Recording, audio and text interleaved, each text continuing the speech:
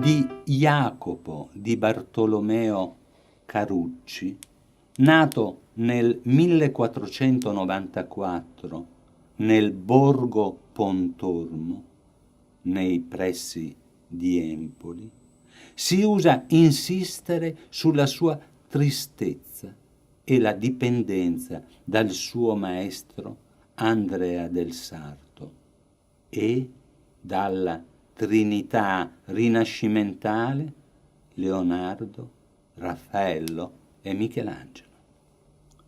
Rimasto orfano ancor bambino, fu allevato dalla nonna sotto la tutela dei pupilli, una confraternita caritatevole fiorentina. A Firenze visse i suoi 63 anni, frequentando uomini illustri, cui si ispirò nel gusto e nel disegno. Come una vigna giovane abbisogna di un robusto gelso per crescere in altezza, è al tempo della vendemmia che verrà giudicata la bontà del frutto. Così faremo in un percorso che avrà una conclusione opposta a quella di Vasari, suo discepolo nel copiare, non nella ricercare creativamente. Una testa calva, il volto incavato e supplice, nell'adorazione dei magi di Leonardo, risalente al 1481, è ripreso da Jacopo per il San Girolamo del 1529, allargando l'immagine al busto giovane e robusto.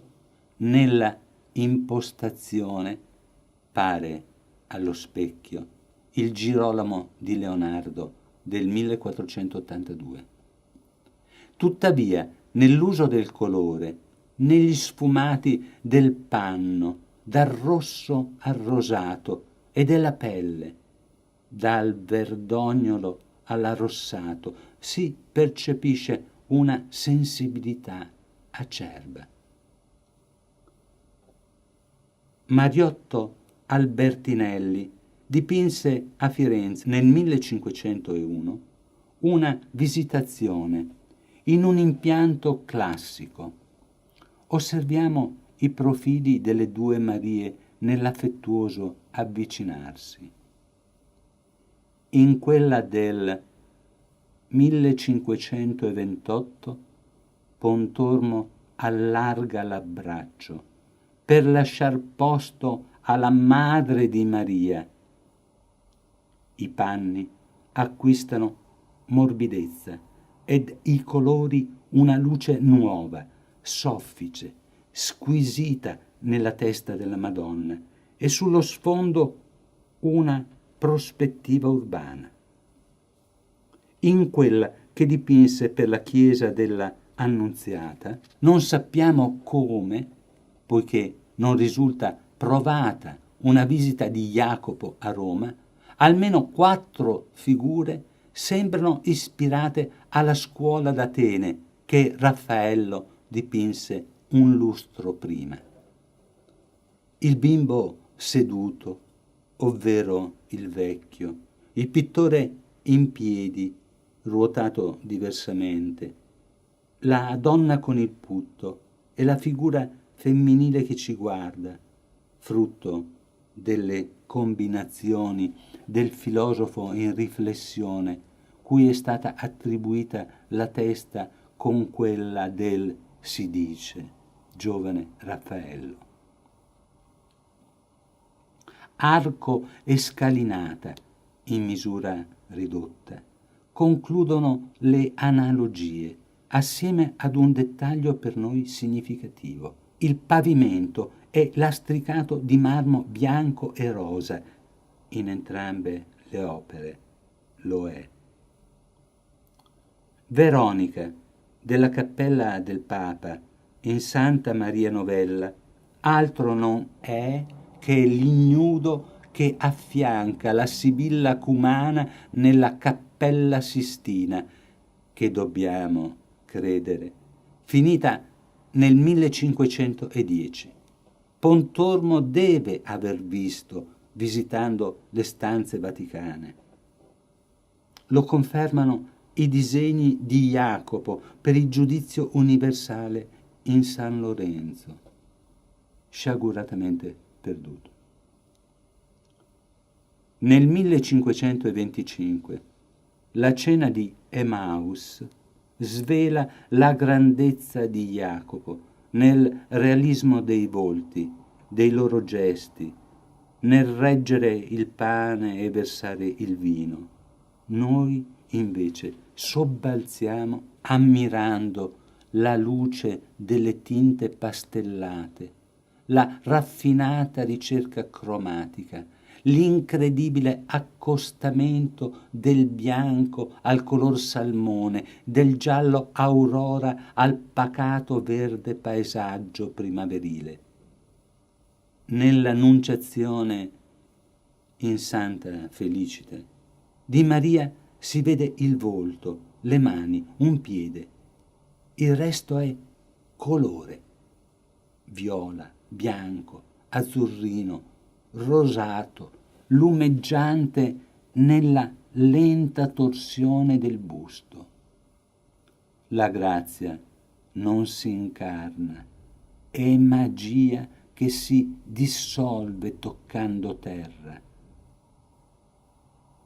Paradossalmente, l'angelo annunziante dalla luce eterna emerge con colori e braccia carnalmente umane.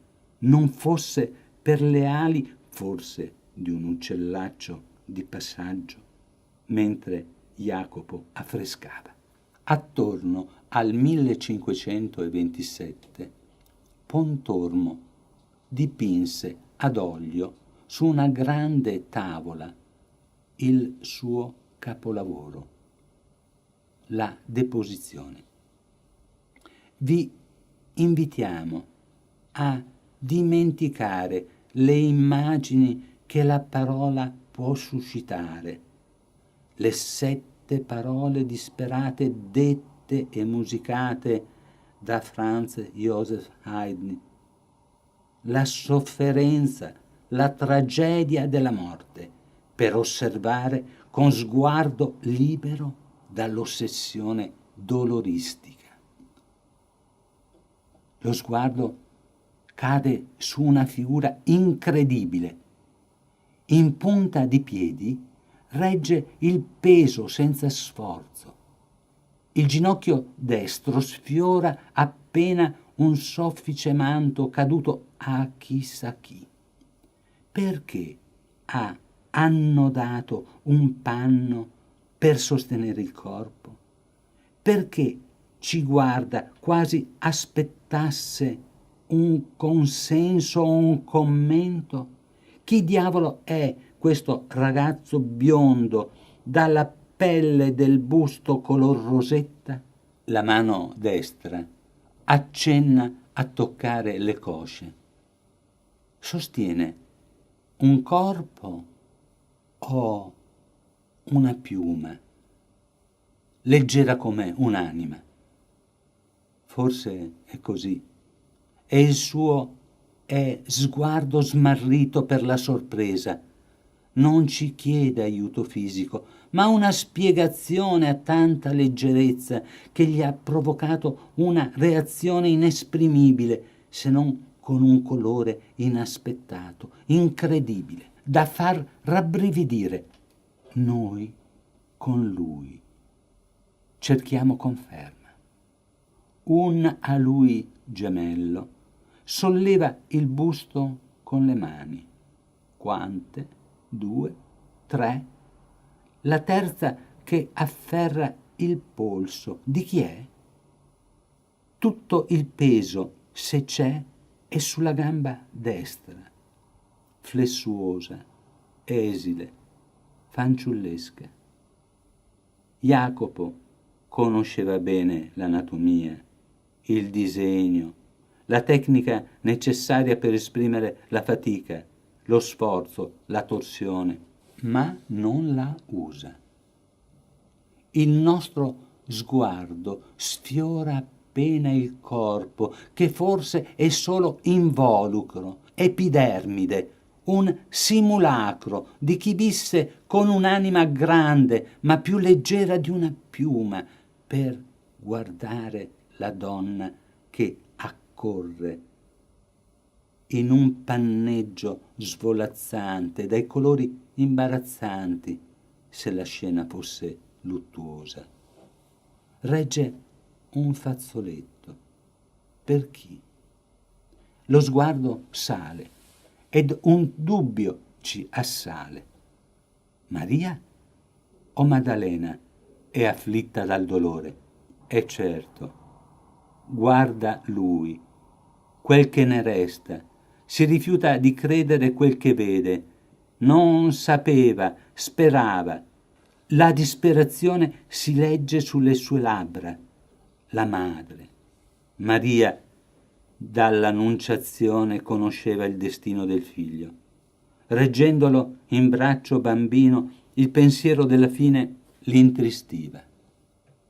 Accanto a lei un solo sguardo di compassione e la sua mano destra inutilmente cerca un appoggio. Due donne partecipano alla nostra sorpresa. Come? Non pesa? È solo immaginazione? Un sogno in un sogno?